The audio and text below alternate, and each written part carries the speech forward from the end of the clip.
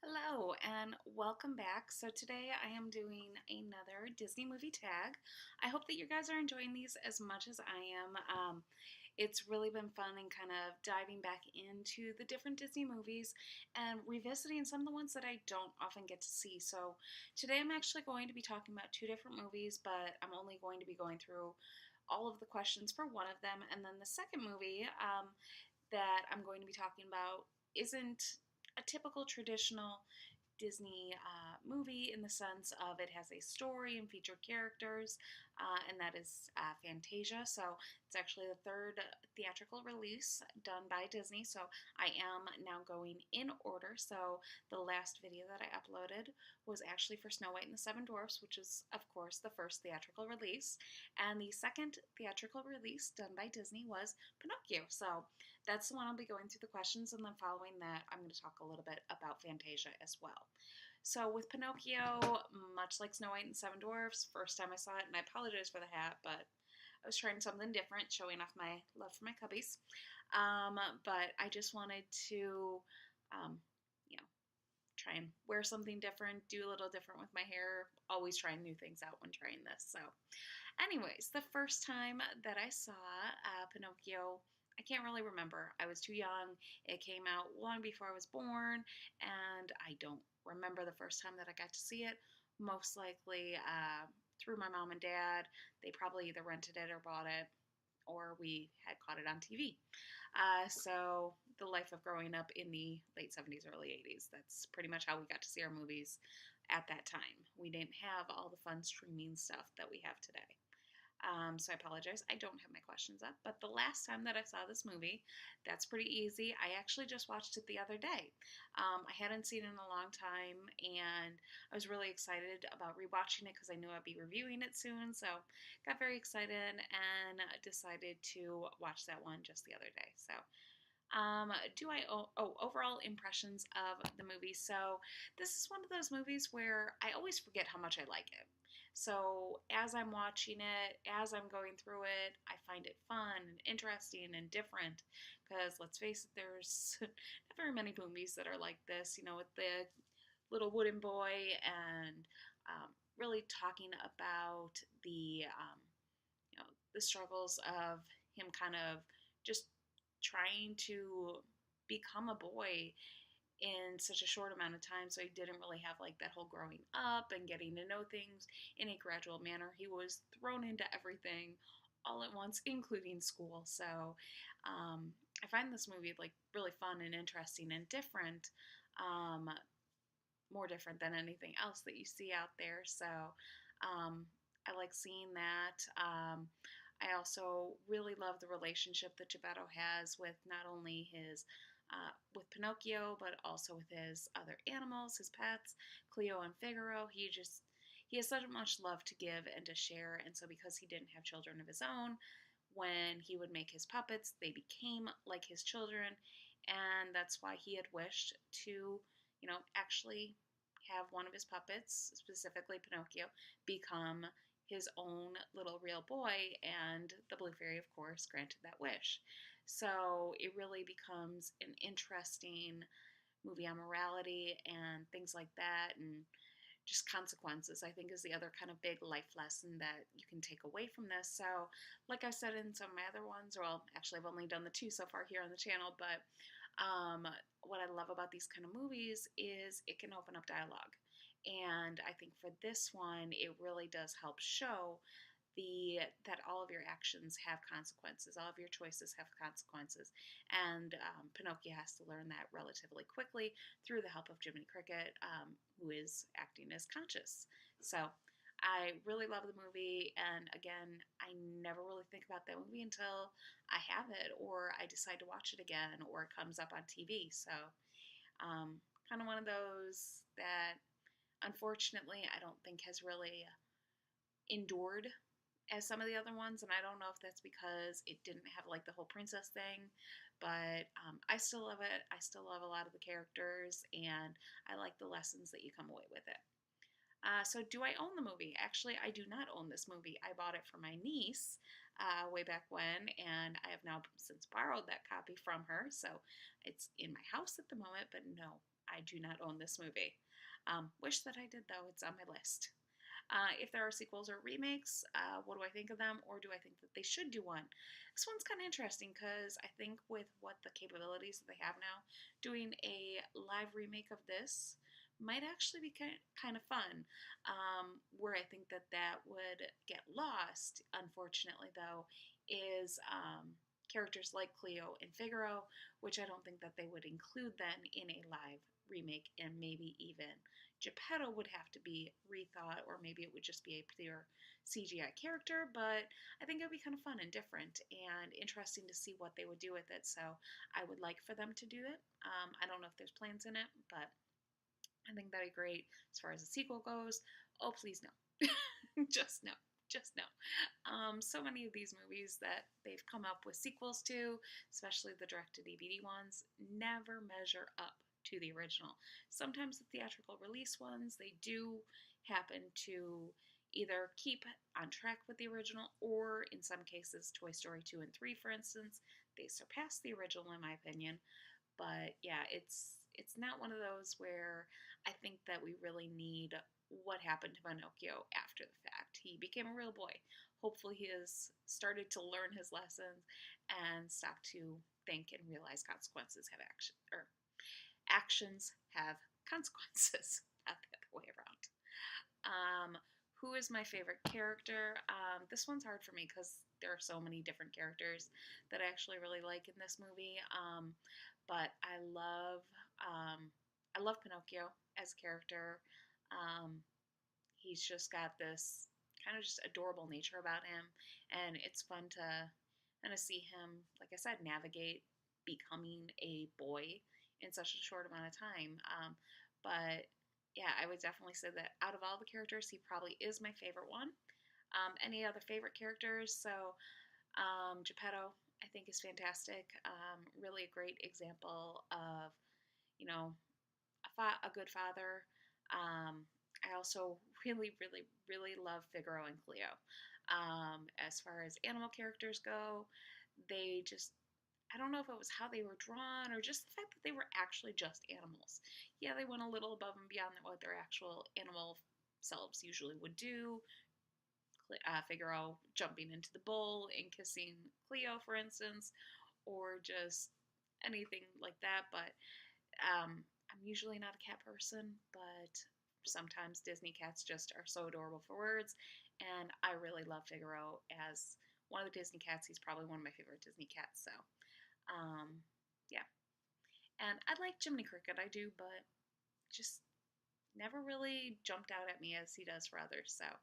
And I think that the Blue Fairy is one of the most beautifully drawn characters in the older Disney films, so really love her for that. If applicable, a favorite song. So the one that I always just kind of go back to, so whenever I'm trying to answer this question, I think about which song, if I think of the movie, what pops into my head first. So if it's a movie that I don't see as much, that's kind of how I go by this. So I've Got No Strings usually is what pops into my head for this movie.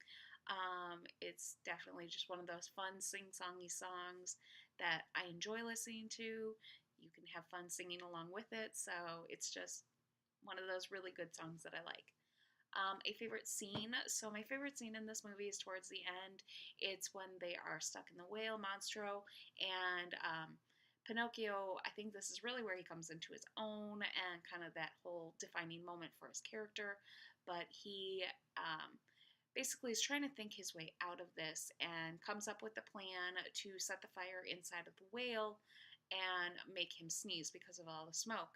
And just that whole scene of him taking charge and asserting himself and really kind of thinking about others and putting others before himself. So it is that character defining moment, and I really like that scene and just the whole thing within the whale. It's crazy, it's preposterous, but it's Disney and fun, and I like it. So a favorite quote. I had thought about this when I was rewatching the movie, and now I cannot think of the quote that I had thought of, and I hate when that happens to me. Um, and it is not at all coming to me. I can't even think of the context as to what I thought. So if I do remember it, I will put it back down in the comments below. I apologize. Normally, I try and have at least my general idea and thought of these before I tape this. And as I got to this question, I completely forgot about it. Now I can't remember anything. So blame it on my work. Stressful week. So I'm glad it's Friday after 5. Really am. So, any memories related to characters, rides, or attractions from any of the Disney parks? So, um, really, my only interaction with any characters with this was watching my niece and my two nephews um, pose with him. So, it was the four of them.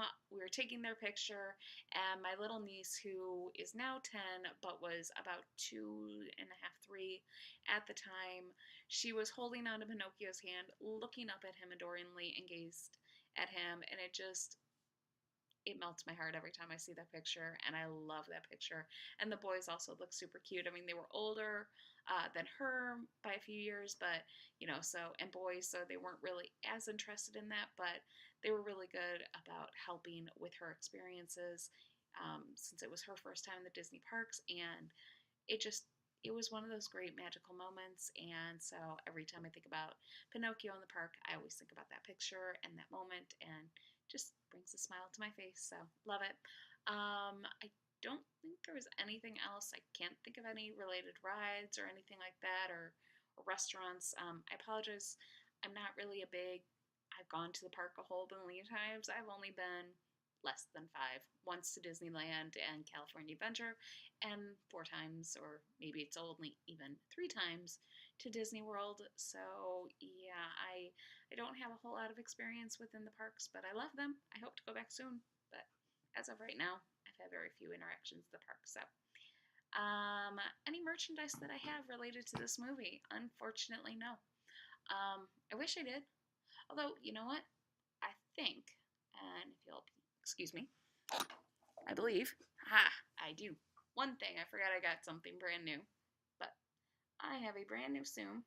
Oops, which way do I focus? Trying to find him in the light here. Here we go. Brand new Zoom of Figaro.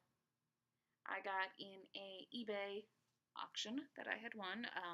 Collection of 20 different Zooms that I got for a relatively good price. So he was part of that pack. So that is really it that I have in terms of merchandise right now. Anything that I would like related to this movie, there isn't really anything that I've seen for Pinocchio as far as like merchandise that I've always wanted.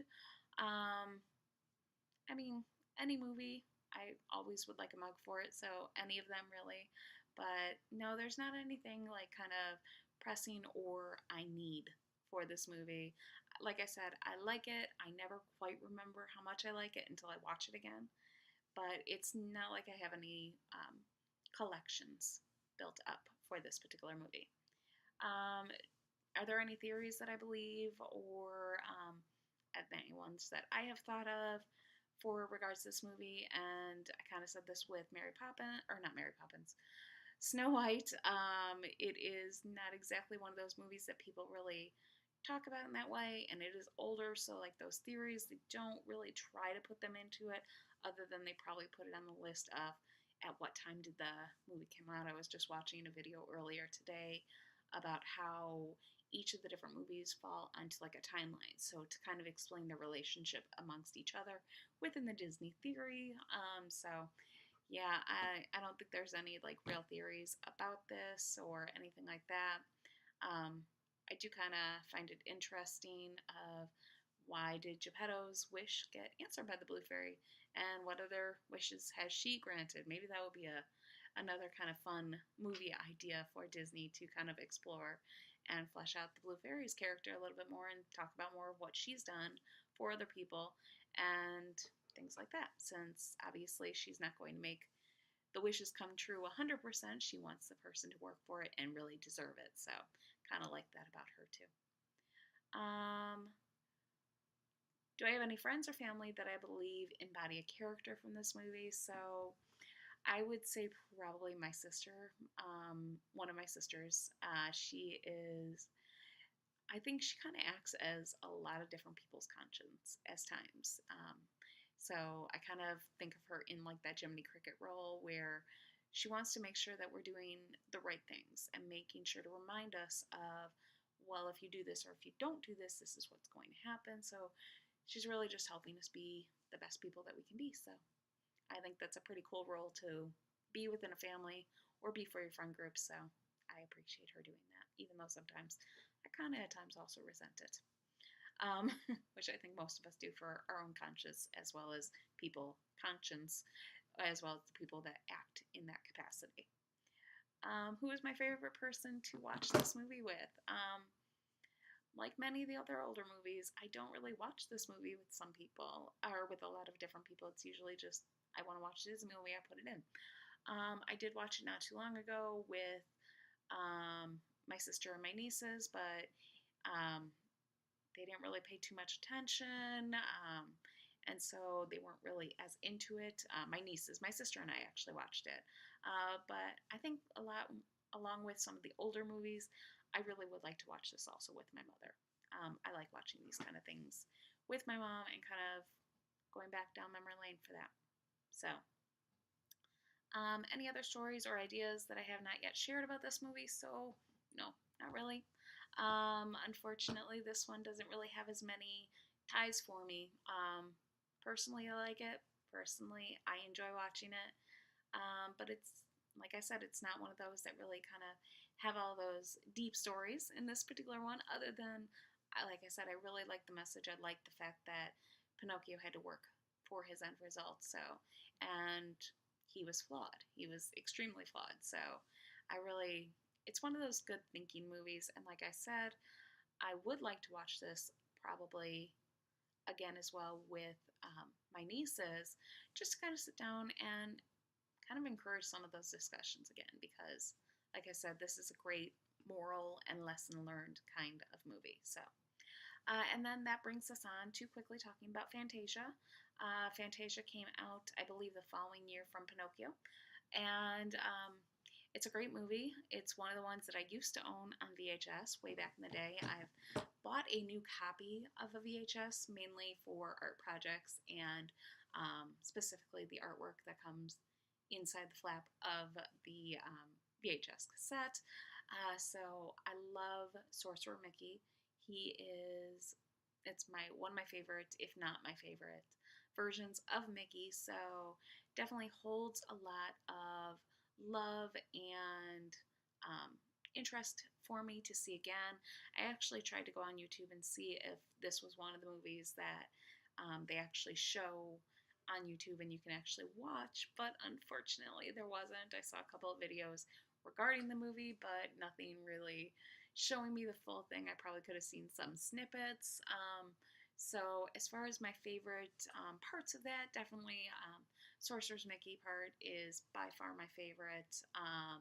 And then I also really like the one where it's the little toadstools going about and dancing, and I want to say it's with the Nutcracker Suite on that. As far as the song goes, I really do enjoy a lot of the music from this as well, just because it is more that classical. It doesn't give you the words to it. It allows you to have your own feelings with it, and that's why I like a lot of these different things where they have the music in the background and you see the scenes on your screen, and it kind of makes you then think of that movie or think of that kind of like whatever emotion that they're portraying. And it's just one of those movies where it makes me happy to watch. It really, really does. And I hate the fact that I don't currently own it on Blu-ray or DVD, so it's definitely on my list to find one day and store at a good price and pick it up, because unfortunately they don't always stream these.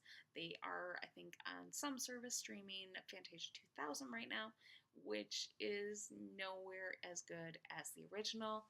So I like Fantasia. I like all the different scenes, but one of the other parts that I kind of want to just bring up, and a memory that I always kind of think about whenever I'm thinking of the one with the little dancing toadstools, is I used to be in this dance group for youth group that I was in, and my very first year doing that, we had four of us who were brand new, younger girls, and then the rest of the team, which were built of all these different older girls, most of which were kind of done with the group in that year, and that was kind of their final year. So it was our first year coming in, their last year going out.